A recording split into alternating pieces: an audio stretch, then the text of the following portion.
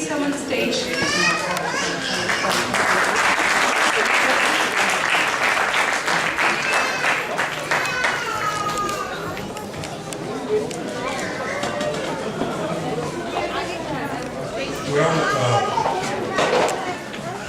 I'm honored to be a guest here at this first annual celebration of the organization Association of Indians in Denmark. Quite a new organization to me. I've been here for almost 13 years now, and my association with the Indian community has been very limited. And it's such a pleasure to see such a fine group, an active group, and such a talented group of Indians here in Denmark. My talents are absolutely nothing, but I'm pleased to see this here. Now, a little bit about my background. As you can tell, I'm not a Dane. I'm, much like many of you, I'm a foreigner here in Denmark. I came 13 years ago to take up the center and head the program of Indology at Copenhagen University. And many of you may know, those of you who don't, Indology is a program devoted to the study of classical India. And that is Sanskrit studies and ancient history of India. So my knowledge of Indian theater and art and dance comes from Kalidasa and some of the famous poets of ancient India. And what some of you are probably beginning to realize is that Denmark has a very strong and very close association with India. Denmark was one of the first European countries to set up a colony in in India. Their colony was the colony of Tranquebar, which is just about 100 to 150 kilometers south of Chennai.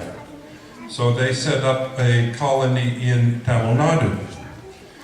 And from there they also set up another colony in Sirampur, which is near Bengal. So there were two centers in India of Danish people, Danish colonies.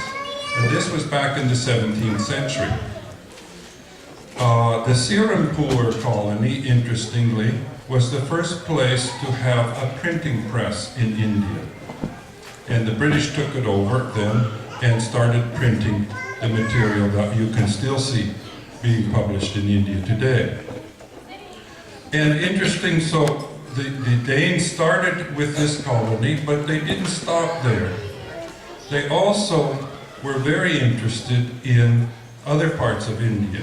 Carsten Niebuhr, who was a traveler in the Middle East, also went to the west coast of India, in Bengal and in Gujarat, in Bombay in Gujarat.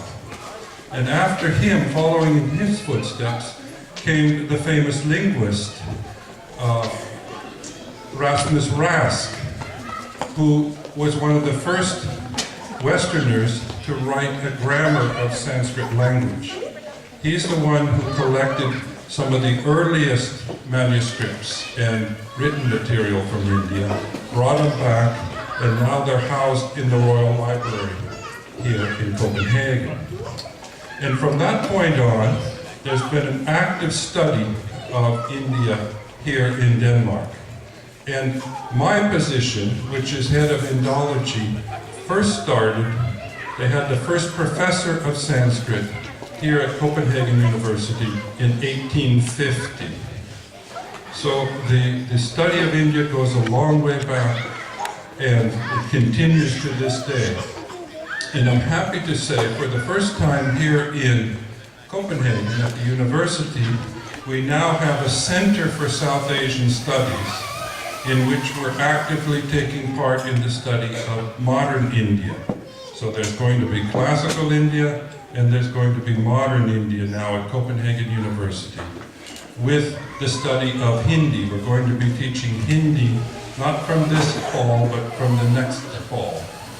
And there'll be a full program in modern Indian studies, which I think many of you will be interested to see and to even maybe partake of. And therefore, this community, this group here, I really hope we can do more activity together with the group.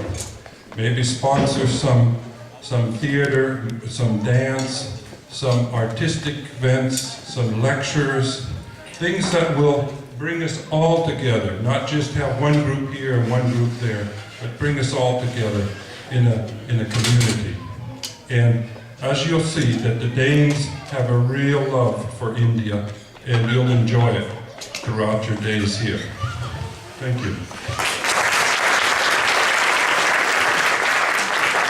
Thank you, sir, for taking us through the journey of history of India. We would like to offer you a bouquet. Thank you.